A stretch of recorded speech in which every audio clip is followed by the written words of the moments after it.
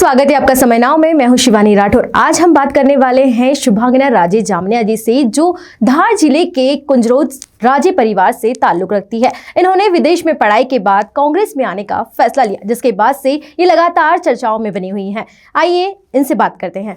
बहुत बहुत स्वागत है मैम आपका। जैसे आपने लंदन से अंतर्राष्ट्रीय इंटरनेशनल लेवल पर पढ़ाई की, उसके बाद आदिवासी इलाके में काम करने का फैसला क्यों लिया?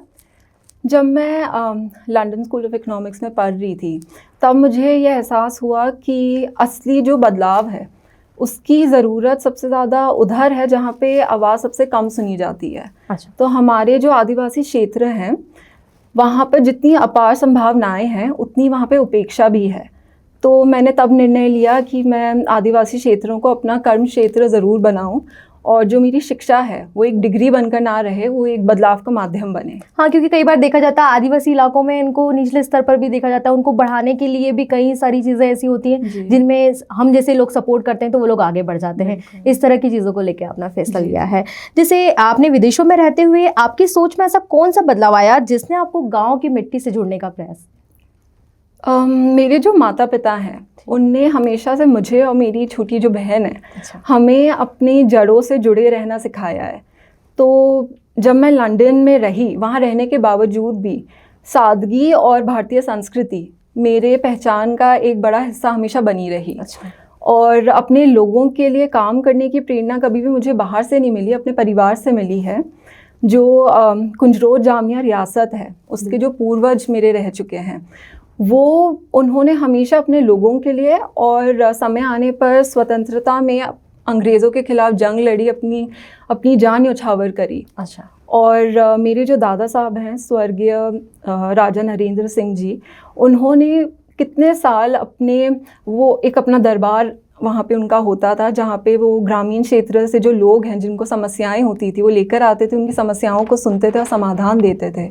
और मेरे पिता जो हमेशा से निस्वार्थ समाज सेवा को प्राथमिकता देते आए हैं, तो मुझे इसी विरासत को बहुत गर्व से आगे बढ़ाना है। आज आपको वैसे भी देखकर लग रहा है भारतीय संस्कृति आज भी कहीं ना कहीं आपके अंदर उजागर है।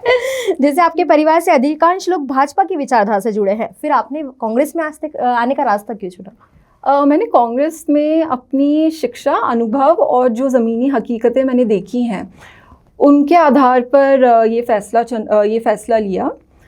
और जो कांग्रेस की विचारधारा है वो सामाजिक न्याय, संवेदनशीलता और सेक्युलर सोच के काफ़ी करीब है, जिसकी आज हमें समाज को सबसे ज़्यादा आवश्यकता है। जैसे आपने कांग्रेस में आने का जब फैसला लिया होगा तो आपके परिवार के लोग आपके पक्ष में थे या कुछ लोगों ने विरोध भी किया इस चीज़ का? जैसे मेरे परिवार ने हमेशा मुझे सोचने और अपना रास्ता चुनने की पूरी स्वतंत्रता दी है। तो हमारे अगर राजनीतिक जो विचार हैं वो भले ही अलग हों, पर हमारा जो मूल भावना है समाज सेवा, वो हम सभी में समान है। तो ये जो मेरा फैसला था ये कोई राजनीतिक फैसला नहीं था, ये मेरे लिए उसी सोच के साथ खड़े होने का एक साहसिक कदम था जो मैंने अपने लोगों के लिए और अपने मूल्यों के लिए लिया। आपने लंदन से जैसे जिस तरह की डिग्रियां की है, कई सारी आपने पढ़ाई में भी काफ़ी कुछ महारत हासिल कर रखी है, फिर आपने एकदम राजनीतिक जीवन को क्यों अपनाया? जैसे आप चाहती तो कुछ जॉब वगैरह भी कर सकती थी, ये फैसला आपने क्यों लिया मैम? जैसे कि मैंने आपको बताया कि मुझे प्रेरणा अपने पूर्वजों से मिली है, जिन्होंने अपने लोगों के लिए इतना करा है। उनने अपनी ज़मीनों पे कितने गांव बसाए हैं, और आज जब मैं उन्हीं लोगों को इतने दुख में देखती हूँ तो मुझे यही लगता था कि इतनी पढ़ाई लिखाई करने के बाद मैं अपने लोगों के लिए कुछ ना कर पाऊँ तो ऐसी शिक्षा का भी क्या मतलब। तो इसलिए मैंने निर्णय लिया। आपको क्या लगता है सरकार की योजनाएं ज़मीन तक पहुँचती है या बीच में ही रह जाती है? इनके इरादे भले ही अच्छे हों, पर लेकिन जब ये योजनाएं नीचे आती हैं, ये आते आते बस कागज़ तक सीमित रह जाती हैं। और इसका कारण यही है कि ये सही से लागू नहीं हो पा रही हैं और जवाबदारी की कमी है। हाँ, जैसा कि कई बार देखा जाता है कि योजनाएं तो कई तरह की लागू होती है, लेकिन ज़मीन तक आने में उनको काफ़ी टाइम होता है या वो बीच में ही गोल हो जाती है, इनका पता ही नहीं होता कितनी कई योजनाएं हैं। एंड इसमें भी जैसे जो स्थानीय ज़रूरतें हैं और जो ज़मीनी हकीकत है उन पे अगर नहीं ध्यान देंगे तो फिर ये योजना सिर्फ घोषणाएं बनकर रह जाएंगी। जैसे आप इस चीज़ को सोचते हैं, लेकिन क्या और भी ऐसे कई लोग हैं जो पार्टी के या कुछ ऐसे लोग जो इन चीज़ों को सोचते होंगे? मुझे नहीं लगता कि ज़्यादा लोग इसे गंभीरता से सोचते होंगे। कई लोग तो योजनाओं तक ही सीमित रहते हैं कि हाँ ये योजना आई है, उसके बाद का कोई फॉलोअप या कुछ नहीं लिया जाता है कि ये योजनाओं का क्या हुआ है, ये ज़मीन तक आई है या फिर ये कंटिन्यूस आगे भी बढ़ रही हैं। लेकिन जैसे आप सोचती हैं तो आगे जैसे इनको योजनाओं को किस तरीके से ऐसा किया जाना चाहिए जिससे वो ज़मीन तक आ पाए? मेन इसका यही है कि आप इम्प्लीमेंटेशन को मॉनिटर करें कि जो जिस उद्देश्य से ये योजनाएं बनाई गई हैं वो उद्देश्य हासिल हो भी पा रहे हैं कि नहीं। और बनाने के पहले आप सही से सर्वेस करिए, कितनी सर्वे टेक्निक्स होती हैं, क्वालिटेटिव टेक्निक्स होती हैं, क्वांटिटेटिव टेक्निक्स होती हैं। तो आप सर्वे के डेटा के बेसिस पे इन योजनाओं को बनाएं जो स्थानीय ज़रूरतों पे फोकस करें और जो ज़मीनी स्तर पे सिचुएशन है उसको देखकर ये योजनाएं बनाई जाएं। जैसे आदिवासी इलाकों में जिस तरह से आप काम कर रही हैं, तो महिलाओं और बच्चों के लिए खासकर आपने कुछ स्पेशल मतलब प्लान किया है या कैसे प्रयास रहे हैं आपके जिनसे वो आगे बढ़ सकें? तो जैसे जो महिलाओं के लिए हम लोगों ने, मेरा एक ट्रस्ट है कुंजरोद वेलफेयर ट्रस्ट, उसके माध्यम से हम लोगों ने मेंस्ट्रुअल हाइजीन एक कैंपेन लॉन्च करी थी। वो थी स्कॉटलैंड बेस्ड एक कंपनी है सैनिटरी, उसके साथ कोलैबोरेशन में। तो ये कंपनी राजस्थान में वर्कशॉप्स हैं जहाँ पे महिलाएं ही काम करती हैं, reusable and biodegradable sanitary pads बनाते हैं। तो ये एक जो किट है ये 2-2 साल चल सकता है। तो हमने ये फ्री ऑफ कॉस्ट महिलाओं में वितरित करे हैं। अच्छा। और इसके साथ साथ मैंने और मेरी टीम ने जो धार ज़िले में छात्रावास हैं उनका दौरा करा एंड वहाँ पे हम लोगों ने देखा कि क्या प्रॉब्लम्स आ रही हैं एंड जो भी ज़रूरतें थी, जैसे जो छोटे बच्चे हैं उनमें एक रीडिंग हैबिट आया तो हम लोगों ने रीडिंग बुक्स उनमें डिस्ट्रीब्यूट करी।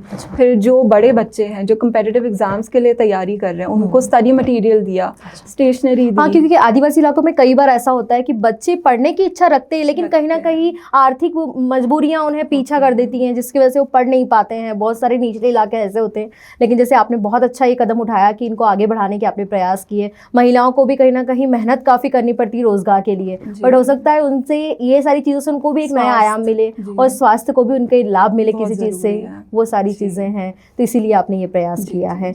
तो जैसे निचले स्तर आदिवासी इलाकों में क्या होता है, कई बार वो शिक्षा से भी पिछड़ जाते हैं, इसके लिए भी आपने कुछ प्रयास किया है? तो ये जो छात्रावास है मैक्सिमम यहाँ पे आदिवासी बच्चे पढ़ रहे हैं एंड इनके लिए भी योजनाएं हैं, जैसे मंथली इनको कुछ दिया जाता है मॉनेटरी सपोर्ट। पर यहीं पे लूप होल है कि आप मॉनेटरी स्कीम्स की जगह डायरेक्ट ऐसी स्कीम्स दें कि जैसे लाइब्रेरी सेटअप करें आप इन छात्रावास में, डायरेक्ट वहाँ पे बुक्स जाएं, जो ज़रूरतें हैं डायरेक्ट आप वही डिपॉजिट करिए पैसे देने की बजाय। आप युवाओं को राजनीतिक में किस तरह से प्रेरित करना चाहेंगी, अगर जैसे वो राजनीतिक कदम उठाते हैं कि हम मुझे राजनीति में एंट्री करनी है? मैं युवाओं को सिर्फ विचारधारा नहीं बल्कि दूरदर्शिता से प्रेरित करना चाहूँगी, क्योंकि मेरा ये मानना है कि अब ऐसा समय आ गया है कि हमें सिर्फ ये नहीं सोचना कि हम किस विचारधारा के लिए लड़ रहे हैं। सबसे पहले विचार बदलने की ज़रूरत है। हमें अब ये सोचना चाहिए कि हम अपने देश को किस दिशा में लेके जा रहे हैं। तो एक विजन होनी चाहिए और युवाओं को अब सक्रिय भागीदारी करनी चाहिए, प्रश्न पूछने चाहिए, फिर समाधान ढूंढने चाहिए और एक बहुत स्पष्ट जो विजन है उसके साथ आगे बढ़ना चाहिए। और जो युवा चाहते हैं राजनीति में आना, मैं उनको यही सलाह दूंगी कि एक किताबें पढ़ने की आदत डालें, क्योंकि आजकल युवाओं को मोबाइल की लत ऐसी लगी है, वो बुक्स पढ़ने में कोई इंटरेस्टेड नहीं है, लेकिन जब उनको राजनीतिक जैसी चीज़ों में कोई ऐसा कदम उठाना है तो बुक्स वगैरह पढ़नी चाहिए। जैसे मैंने खुद अर्थशास्त्र पढ़ी है और मैं अभी भी भारत के अतीत, वर्तमान और भविष्य जुड़ी किताबें पढ़ती रहती हूँ। आपको पढ़ने का मतलब बहुत शौक है। और दूसरा, जब आप पब्लिक लाइफ आपने चूज़ करी है तो अनुशासन और समय की पाबंदी बहुत ज़रूरी है। और ये चीज़ मेरे में राष्ट्रीय लेवल पे बास्केटबॉल खेलने से आई है ये गुण। तो मैं यही कहूँगी कि बास्केटबॉल की भी शौकीन है क्या? जी, मैंने नेशनल लेवल पे खेला है। तो युवाओं को कम से कम एक खेल तो खेलना चाहिए, इससे ये गुण मतलब बहुत ज़रूरी है पब्लिक लाइफ में। इसीलिए शायद मुझे लगता है कि स्कूलों में चेंजेस किए गएंगे, बच्चों को पढ़ाई के साथ स्किल डेवलपमेंट हो रहे हैं, सिखाया जा रहा है, डिसिप्लिन आता है, पंक्चुअलिटी आती है। बिल्कुल सही बात है। अभी आगामी चुनाव में भी आप चुनाव लड़ने वाली हैं क्या? मैंने भगवत गीता पढ़ी है तो मैं उससे बहुत ज़्यादा प्रभावित हूँ, प्रेरित हूँ। तो मेरा यही मानना है कि आप बस अपना कर्म करते रहो, फल का ना सोचो। तो और जो चुनाव लड़ना, ये मेरे लिए राजनीतिक अवसर नहीं मैं मानती, ये एक जिम्मेदारी है। अगर मुझे लगे कि मतलब मेरे काम के कारण लोग चाह रहे हैं कि मैं चुनाव लड़ूं और पार्टी ने मुझे ये जिम्मेदारी दी, तो मैं पूरी योजना के साथ चुनाव लड़ूंगी। और चुनाव लड़ने के बाद मैं सिर्फ प्रतिनिधित्व तक खुद को नहीं करूंगी सीमित। मैंने जो शिक्षा करी है MSc सामाजिक और सार्वजनिक नीति में, उसका मैं नीति निर्माण में उपयोग करूंगी और ज़मीनी स्तर पर बदलाव लाऊंगी। आप जिस टीम के साथ आदिवासी इलाकों में जो मतलब प्रयास आपके हैं कि इनको बढ़ावा देना है, उसमें कितने मेंबर शामिल हैं? जैसे जो हमारा ट्रस्ट है उसमें हर 5 गांव के लिए मैंने एक टीम बना रखी है। अच्छा। तो जैसे 15-20 लोगों की है। अच्छा, तो वो कंटिन्यूसली वहाँ पे आप सर्वे कितने करते टाइम में हैं। वहाँ पर सर्वे के लिए जैसे पहुँचते हैं? कितने टाइम में आप मतलब कितना टाइम आपको ऐसा होता होगा आदिवासी इलाकों में, जैसे आपने कोई नई योजना वहाँ पर बनाई है या फिर बच्चों को आगे बढ़ाने का कुछ प्रयास किया, तो आप इसका जो रहता है कि कितने कितने टाइम में आप उसका जायजा लेने पहुँचते हैं कि ये चीज़ें इतने ये टाइम तो में? हम लोग अपडेट्स लेते हैं एवरी अच्छा। मंथ कि जो हम लोगों ने। तो वहाँ पर भी आपकी कोई टीम बनी है क्या जो आपके अपडेट्स देती होंगी प्रॉपर आपको? वहाँ पे सर्वे चलता रहता है कि कहाँ पे हमें क्या करने की ज़रूरत है। अभी इनफैक्ट हम लोगों ने और भी काफ़ी कैंपेन्स रेडी रखी हैं जो अच्छा। अब हम लोग लॉन्च करने वाले हैं। आपके लिए राजनीति का मतलब क्या है? सत्ता, सेवा या सामाजिक कुछ? मेरे लिए राजनीति सेवा और सामाजिक बदलाव है। मैं इसे एक करियर नहीं मानती, ये एक प्रतिबद्धता है, कमिटमेंट, डेडिकेशन है। अच्छा। और ये मेरा उद्देश्य नहीं है, ये एक माध्यम है कि मैं जनता की आवाज़ बनूं, उन्हें उनकी समस्याओं को समझूं और समाधान निकालूं, उनके साथ खड़ी रहूं। युवाओं के लिए वैसे ही आप एक वो हैं, तो आप युवाओं को क्या संदेश देना चाहेंगी जो मतलब अक्सर अपनी लाइफ को लेके कंफ्यूज होते हैं? कई लोग ऐसे जो आप जैसे इतनी सारी डिग्रियां लेने के बाद भी कुछ लोग राजनीतिक में आना चाहते हैं लेकिन अपने आप से डिसीजन नहीं ले पाते कि आखिर कैसे क्या चीज़ें, तो कैसे आप क्या संदेश देना चाहेंगे उनको आगे बढ़ने के लिए जिससे वो इन चीज़ों को प्रेरित हो और आगे बढ़े?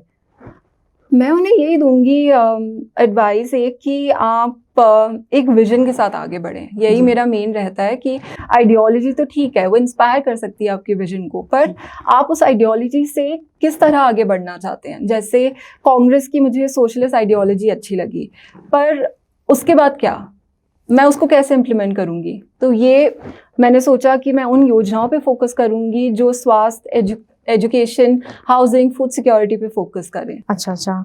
जैसे कई बार मैम मैंने सोशल मीडिया पर देखा कि राहुल गांधी जी के साथ आपकी कुछ फोटोज वायरल होती रहती हैं, उसके पीछे की क्या चीज़ है जो अक्सर फोटोज आपकी उनके साथ आती है और मैं लिखी हुई लाइन देखती हूँ कि ये इनके साथ ये फोटो वायरल हुई है, आखिर कौन है ये? तो मतलब ये चीज़ क्या है, मुझे थोड़ा सा आप बताएंगे? नहीं, वो बस एक जैसे एक फॉर्मल मीटिंग होता है कि हमारे पार्टी के वो लीडर हैं, हमें लीड कर रहे हैं एंड उनने हमेशा ही यंगस्टर्स को बढ़ावा दिया है, मोटिवेट करा है। तो उनसे मैं एक मीटिंग के लिए गई थी मिलने। अच्छा। कि धार को लेके मेरा क्या विजन है। कहाँ पर हुई थी आपकी वो मीटिंग? दिल्ली में। अच्छा, उनका अच्छा। जो ऑफिस है वहाँ अच्छा, पे। दिल्ली में आपकी जी, जी, मीटिंग जी। हुई थी। हाँ, क्योंकि कई बार मैंने देखा सोशल मीडिया पर इस तरह की फोटोज पोस्ट होती हैं तो सोशल मीडिया तो जी बिल्कुल। आप कॉलेज फ्रेंड से कितने टाइम में मिल पाती है फिर? जैसे जैसे मैं एक बैलेंस रखती हूँ, थोड़ा ऑफ कोर्स कम हो गया है, बिल्कुल। पर जब भी समय मिलता है तो मैं ज़रूर उनसे मिलती हूँ। मैं बॉम्बे में भी रही थी अच्छा 4 साल, वहाँ पे सेंट जेवियर्स में मैंने अपना अंडर ग्रेजुएशन करा है, अच्छा अच्छा। पॉलिटिकल साइंस मेजर्स में। तो होता है तो मैं बॉम्बे चले जाती हूँ मिलने। बचपन से ही मतलब आपको पॉलिटिकल रुचि ज्यादा रही है? मेरी एजुकेशन पूरी इसी अच्छा इंक्लिनेशन अच्छा में अच्छा। थी। अभी भी आप कुछ कर रही हैं एजुकेशन में? नहीं, मेरी एजुकेशन हो गई है, फुल टाइम सोशल वर्क, अपना ट्रस्ट देखती हूँ अच्छा अच्छा। एंड पार्टी से जो रिस्पॉन्सिबिलिटीज मिलती हैं वो करती हूँ। आपके मदर फादर क्या करते हैं? मदर हाउसवाइफ है अच्छा। एंड फादर उनके फार्म्स हैं, फिर डायमंड माइंस का बिजनेस है। तो एंड मेरी सिस्टर का भी एक रिजॉर्ट चालू करा है मांडू में। हाँ। तो फैमिली। अच्छा, मांडू में रिसोर्ट जी है। जी जी। किस नाम से मैम? अभी उनने उधर दरियाबाग नाम रखा है। दरियाबाग। दरियाबाग। अच्छा जी। अच्छा। तो फॉरेस्ट एक्सपीरियंस जैसे होता है वैसा एक कॉन्सेप्ट पे करा है। आप मोस्टली कहाँ रहती है? जैसे एमपी यहाँ पे आपका आना होता है तो धार जिले में ज्यादा आपको रहना पसंद है जी, या? हम कुंजरोद में रहते हैं एंड सिटी होम भी है यहाँ पे इंदौर अच्छा, में। अच्छा, तो ट्रैवलिंग चलती रहती है, बस ज्यादा बिल्कुल। कुंजरोद में होता आपको है। कुंजरोद में ज्यादा अच्छा जी जी, लगता कुछ है। वहाँ से सब पास पड़ता है, हमारी बिल्कुल, बिल्कुल कॉन्स्टिट्यूएंसी सही वहीं पे है। है, जिला वही है धार। अच्छा अच्छा। तो तमाम जानकारी देने के लिए बहुत बहुत धन्यवाद मैम। Thank you. ये थी शुभांगना राजे जामनिया जी जिन्होंने हमें कांग्रेस के अलावा और भी इनसे जुड़ी तमाम अपनी निजी जानकारी भी हमसे साझा की। ऐसी ही खबरों के लिए बने रहिए और देखते रहिए समय नाउ। प्योर श्योर दूध और घी, माँ के प्यार सा, मिलावट से दूर, भरोसे से भरपूर, प्योर भी श्योर भी।